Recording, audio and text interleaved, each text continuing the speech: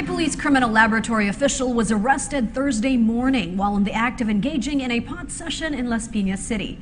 In his defense, the PNP official said he was just conducting anti-illegal drug surveillance operations. This report from Kirby Cristobal. PNP Chief Police Director General Ronald De La Rosa immediately rushed to Las Piñas Police Station upon receiving information that a ranking PNP official was arrested while in a pot session with a woman in Talon 4, Las Piñas City this morning. Police Superintendent Lito Cabamongan and the woman identified as Nedy Acompanado were collared by the Las Piñas operatives after an informant called. Cabamongan is presently assigned as Chief of PNP Crime Laboratory Services Satellite Office in Alabang. Magalit ka talaga. On the other hand, natuwa ako na nahuli siya. Then that's success story in our internal cleansing program. But nainis ako dahil dumihan niya yung aming uniforme. Director General De La Rosa said it was the first time that a police superintendent was caught while involved in illegal drugs. The authorities recovered from the possession of the two suspects 4 sachets of shabu, 3 pieces of aluminum foil strips, and 2 disposable lighters. Meanwhile, the arrested cop said that he was just doing an anti-illegal drug surveillance operation in the area when he was caught by the PNP elements, but NCRPO Chief Oscar Albayalde insisted that it is impossible. Usually, yung mga involved dyan are the intelligence operatives coming from the different districts, yung mga probinsya, yung mga operating units. Those are the tactical units, mga territorial units na sinasabi. Itong crime laboratory natin, never in the history na na-involved dito sa mga ganitong klaseng surveillance operations. Cabamongan and Acompanado immediately underwent booking process like fingerprinting and mugshots in the police station. Also, upon checking of PNP records, it turned out that the police officer was on relief status due to his 2 cases wherein he used his being a police officer to watch movies in cinema for free. That means, wala tayong pinipili kahit anong ranggo mo, basta ikaw ay involved sa drug, talagang huhulihin ka namin. Ano lang ang very clear indication doon. Wala tayong pinipili. For PTV News, Kirby Cristobal. Sinabon ni PNP Chief Bato de la Rosa ang isang police official na nahuling gumagamit ng shabu sa Las Piñas. Pero giit ng suspect, nasa gitna siya ng drug operation sa isang kapwa-pulis nung naganap ang pag-aresto. Itinanggi rin niyang gumagamit siya ng illegal na droga. Sa Maynila naman, napatay ang isang pulis na hitman di mano ng isang drug lord. Ayon sa PNP, kasabay ng kampanya kontra droga, patuloy ang paglilinis sa kanilang hanay. May report si June Veneracion.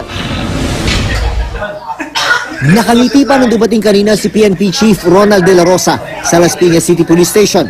Ang pakay niya, si Police Superintendent Lito Dumandan, Cabamongan, na nahuling bumabatak sa isang barong-barong sa Las Piñas kaninang madaling araw.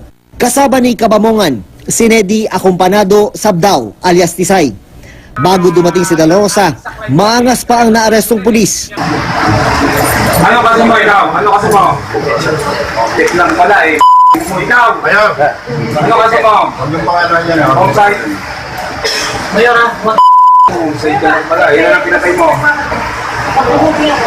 Ako ang dami ko nang pinatay ng mga... Pamaya na po. Pero nang makaharap na kanyang hepe, tila tiklop siya sa nanggagalaiti ng si De La Rosa. Wala ka ba pwede mo kung sir, nalimas ako nahuli ng pulis sa crime lab sir eh. Oo sir, talaga, meron ako nahuli na taga-crime lab. Nagsasambu sa CR namin. Hindi ko siya magsalita mo ha? Opo sir, opo sir. Opo sir. Ha? Hay ka ba? Hindi po ako. Sabog ka? Hindi po ako sabog sir. Ano ginagawa mo doon? Bakit nahuli ka? Kukuha nga po ako ng sabu para pagbayan na binabagsakan sa yung mga nakikini. Kukuha ka ng sabu? Opo sir, hindi ko pa nga nakukuha yung sabu, nahuli ka. Hindi ko pa nakukuha yung sabu sir eh. Nahuli na agad ako eh. Ano, pwede lang malusot ko yung kamao ko dito para bugin kita ako, malusot ko na itong kamao ko dito.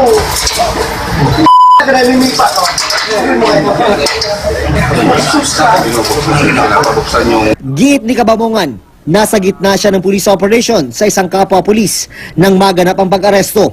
Todo tanggi rin siyang gumagamit siya ng iligal na droga. Ang kasama naman niyang si Sabdaw, umaming gumagamit ng droga. Itinanggi ni Kabamongan, nakakilala niya si Sabdaw. Mula Las Piñas, inihatid ang dalawa sa PNP Crime Lab sa Camp Crame para isailalim sa drug test at neuropsychiatric test. Sa Maynila naman, patay si Police Officer 1 Gerald Paginto matapos barilin sa labas ng kanyang bahay sa Baseco Compound.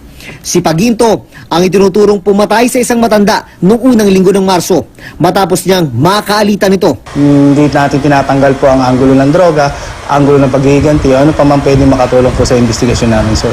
Sa spot report ng Manila Police District Station 5, sangkot daw sa droga si Paginto bilang hitman ng isang alias Kagawad na kilalang di umano'y drug lord sa lugar.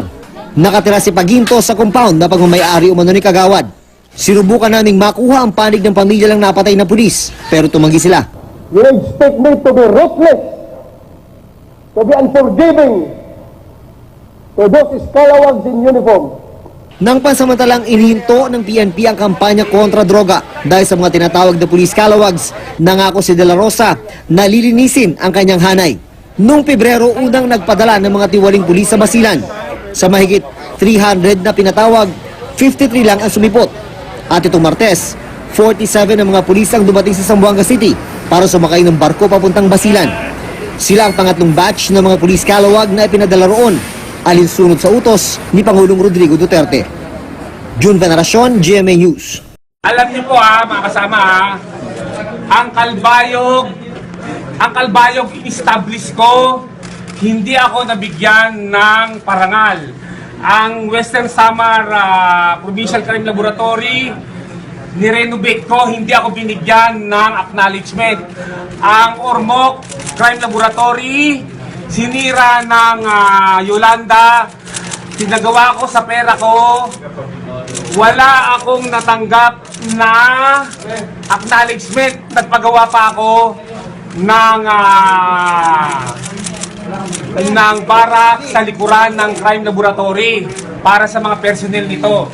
Hindi po ako nabigyan ng karangalan. Ang nabigyan po ng karangalan ay yung regional chief lang. Magandang umaga, nagbabalik ang PTV Newsbreak. Nagpositibo sa initial drug test si Police Superintendent Lito Cambamongan, ang hepe ng PNP Crime Lab Satellite Office sa Antipolo na nahuli sa paggamit ng shabu sa Las Piñas kahapon. Ito ang iniulat ni PNP Crime Lab Director Chief Superintendent Aurelio Trampe matapos isailalim sa drug test ang arestadong opisyal sa Campo Crame kagabi. Pero kailangan pa anyang hintayin ang resulta ng confirmatory drug test na lalabas sa susunod na linggo upang matiyak na walang lusot sa kaso si Cambamongan. Paliwanag ni Trampe, ang confirmatory drug test ang siyang magiging legal na basihan ng kasong isasampa laban kay Cambamongan. Galit na kinumpronta kahapon ni PNP Chief Ronald Bato de la Rosa si Cambamongan sa Las Piñas PNP at sinabing dapat nasibak na ito sa serbisyo matapos na unang arestuhin ito dahil sa panggugulo sa isang sinehan kamakailan. Nagpumilit kasi si Cambamongan na makapasok sa isang sinehan gamit ang kanyang tsapa at nang makapasok sa loob ay lumikha ng kaguluhan matapos mag-yoga at mag-push up sa aisle ng sinehan na tila high sa droga. Ayon kay De La Rosa, pag magpositibo sa droga si Cambamongan ay agad itong sasampahan ng kasong grave misconduct at agarang sisibakin sa serbisyo. Bukod pa sa pagsasampa ng kaukulang kriminal na kaso, kaugnay ng paggamit ng ipinagpabawal na gamot. Tunay ngang walang kinikilala ang kampanya ng pamahalaan laban sa iligal na droga. Patunay dyan ang pagkakaaresto sa isang police superintendent na sangkot sa iligal na droga at hepe pa man din ng PNP Crime Lab sa Alabang. May ulat si Kirby Cristobal. Napasugod si PNP Chief Police Director General Ronald de la Rosa sa Las Piñas Police Station kanina matapos na masangkot sa illegal drugs ang isang opisyal ng Philippine National Police. Naaresto kaninang umaga ng mga operatiba ng Las Piñas Police habang nagpapat session sa isang bahay sa Everlasting Homes Talon 4 si Police Superintendent Lito Cabamongan na kasalukuyang hepe ng PNP Crime Lab, Alabang Satellite Office at isang ginang na kinilalang si Nedy Acompanado. Magalit ka talaga. Dahil natuwa ako na nahuli siya. Then that's success story in our internal cleansing program. Pag nainis ako dahil dumihan niya yung aming uniforme. Dagdag pa ng hepe ng pambansang pulisya, gusto niyang makita ng personal ang pagkakahuli kay Cabamongan dahil ito ang unang pagkakataon na makaaresto ng isang superintendent. Na-recover sa mga ito ang 4 na sachet ng hinihinalang shabu, 3 aluminum foil at 2 lighter na ginamit ng dalawa. Pagkatanggol naman ng suspect sa sarili, nagsasagawa lamang siya ng anti-illegal drug surveillance operations noong oras na maaktuhan siya ng kanyang mga kabaro. Usually yung mga involved dyan are the intelligence operatives coming from the different districts, yung mga probinsya, yung mga operating units, those are the tactical units, mga territorial units na sinasabi.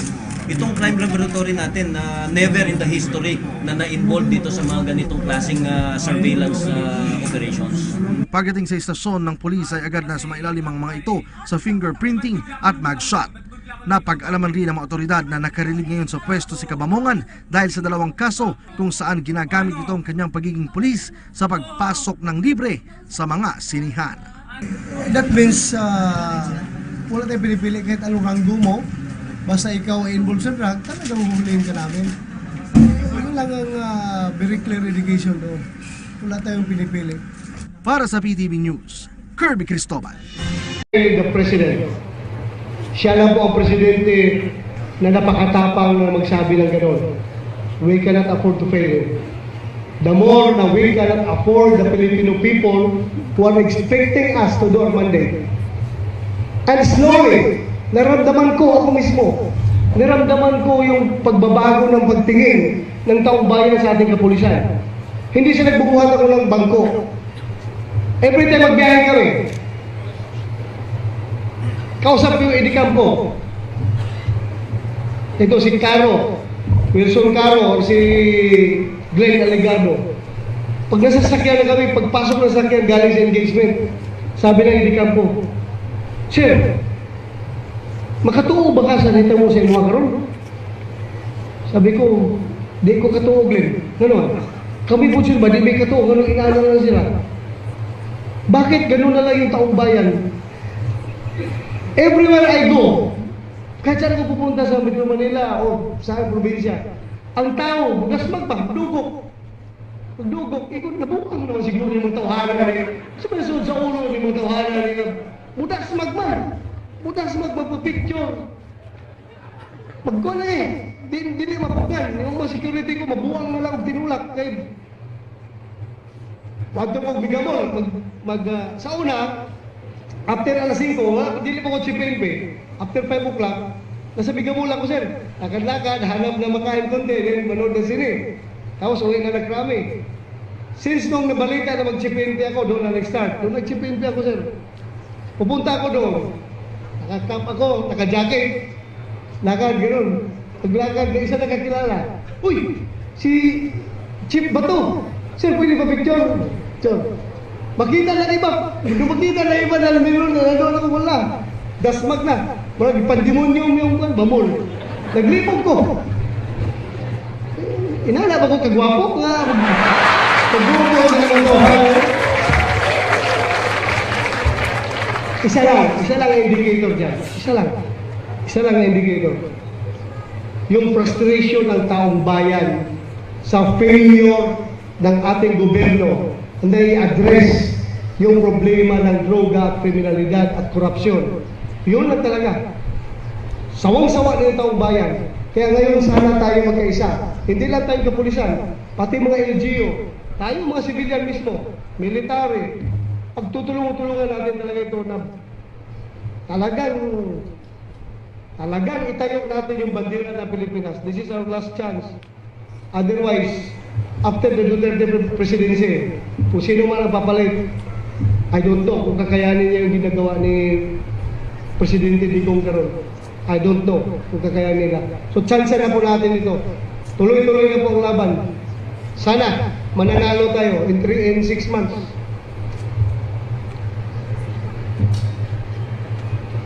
Tuloy ko muna, kunti lang. Relax lang muna. Kaya ulit-ulitin ko na ang sino man sa kapulisan na mapatunayan kasangkot sa illegal na droga ay mabibigyan ng nararapat na parusa.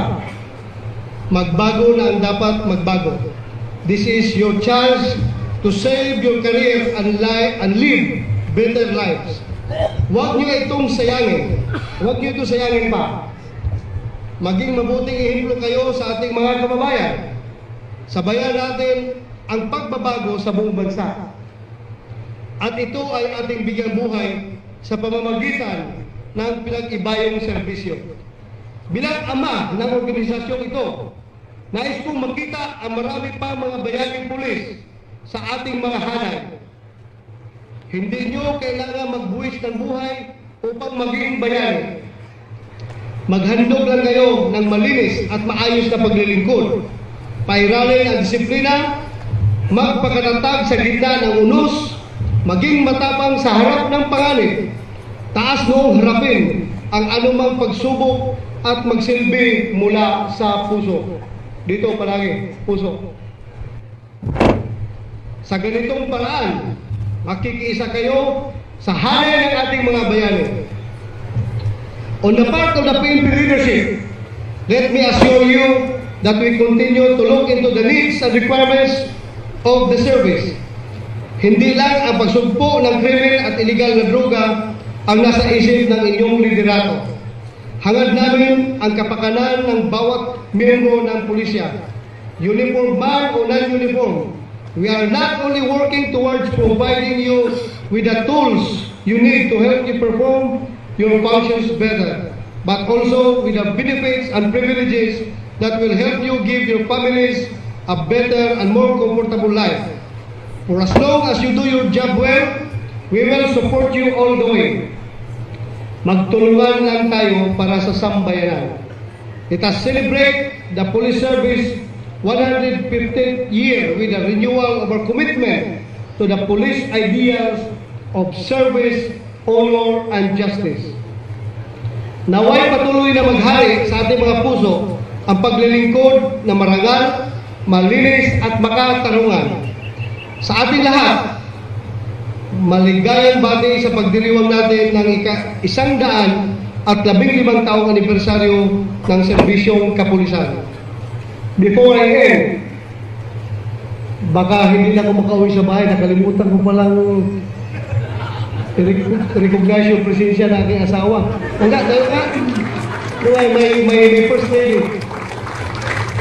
Ayun ka. Baliktad na po ang panahon ngayon. Hindi siya ang nagsisilo sa mga artista sa Manila. Siya ang pinagsisilusan ng mga artista. Sabi sa akin ng mga artista na pupunta sa opisina,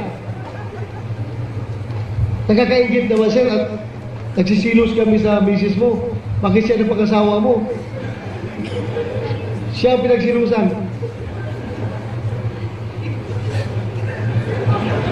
Okay na? Okay na. Yung palang mga misis ng class 86 na dito. Please stand up yung ladies ng 86. Dalawa lang ba kayo? Dalawa lang? Tindog para. Yung aking mga anak, yung aking mga dalaga. Kayo, pakilala kayo. Napakilala ko sa inyo para tulungan nyo ako pag nakita ito sa mga mall, baka kidnapping ito ng mga drug lord. Alam nyo, yung mga drug lord, pag hindi nila ako nakuha, hindi nila makuha si President Duterte. Doon sila titira sa weakness kung saan tayo mahina, sa pamilya.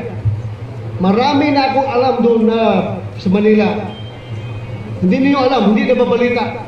Pero umiiyak na sa akin pupunta ang isang opisyal na nagtatrabaho against drugs. Sir, ganito po nangyari sa buhay ko. Kaya ako nagkaganito. Personally lang, kinito sa akin. Yung wife niya, kinidnap ng drug lord. Yung anak niya, kinidnap ng drug lord. Hindi na babalita yan. Pero grabe ang suffering ng mga tao na nagtatrabaho against drugs. Ganun nakatindi. Mabuti sana kung magtatrabaho mga Pilipino lang. Meron pa rin trabaho na foreigner. Ganon katindi. Kaya pag hindi tayo kumilos ngayon, walang pupuntahan. Mabubuhay tayo under the threat of narco-terrorism. Narco-terrorism gagawin nila. Sa ating lahat, maraming salamat po at magandang umaga po sa ating lahat. Sir, please take your seats muna. May nakalimutan lang ako. Meron pala ako i-award, sir. This is, please take your seats. Yung dalawang awardee dyan sa encuentro, please tumayo kayo dito. Yung may mga wounded, dito kayo. Aid.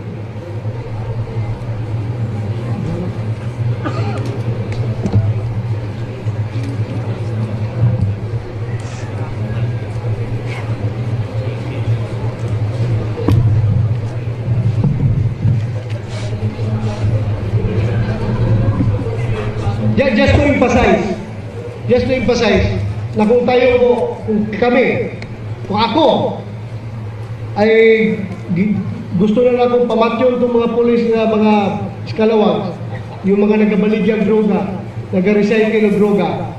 Kaya mga polis na ito nga tarong, nga nagserbisyo, nga buhis na ilang kinabuhi, dili mahadlok mamatay, para mas daghang mas lang mapatay nga mga drug lords o mga drug pusher. Ako sila tagaan o tag-isa ka Glock 30, kanang 45 caliber. 45 caliber na pistol. O 45 na dili na yung isa ka balaran tumba ng drug lord din ha? 45.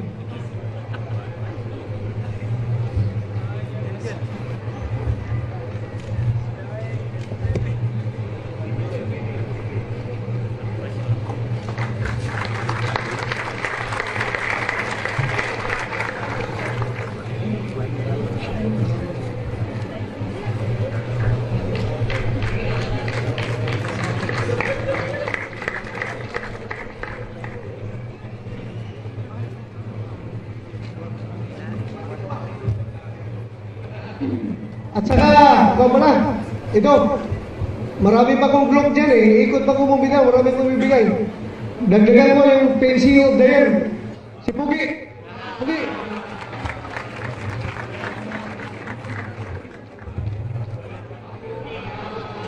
Ito dia.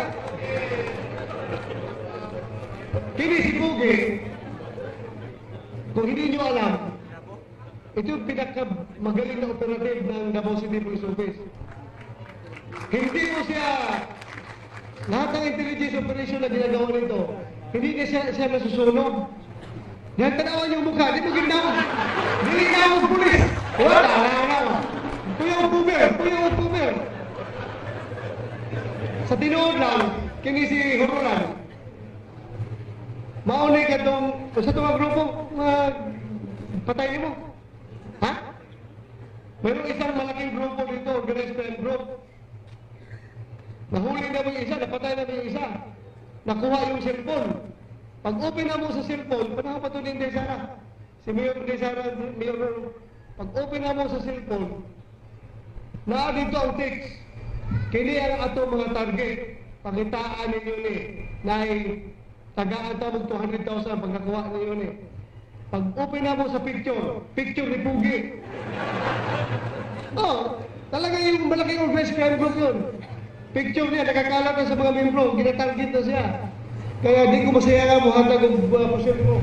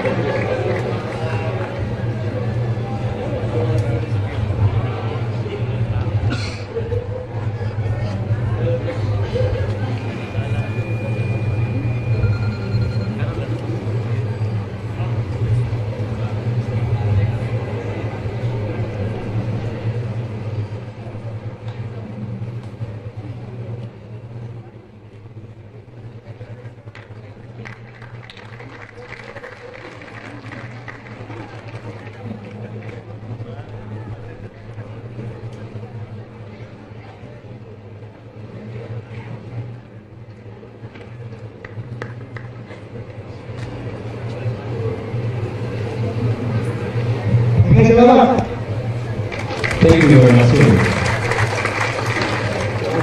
And to show Carolyn's gratitude to our guest of honor speaker, a plaque of appreciation was prepared. May I request our regional director, the Chief Superintendent Manuel Garland, to hand over the plaque. He will be assisted by the members of the command group. Citation reads, plaque of appreciation is here represented to Police Director General Ronald M. De La Rosa, Chief Philippine National Police, in grateful recognition and sincere appreciation of his benevolence, in gracing the 115th Police Service Anniversary Celebration with the theme, Hamon ng Pagbabago, Pinatibayong Serbisyo, as the guest of honor and speaker. Given this 9th day of August 2016 at the headquarters, Police Regional Office 11, Camp Quintin and Merecido, Davao City.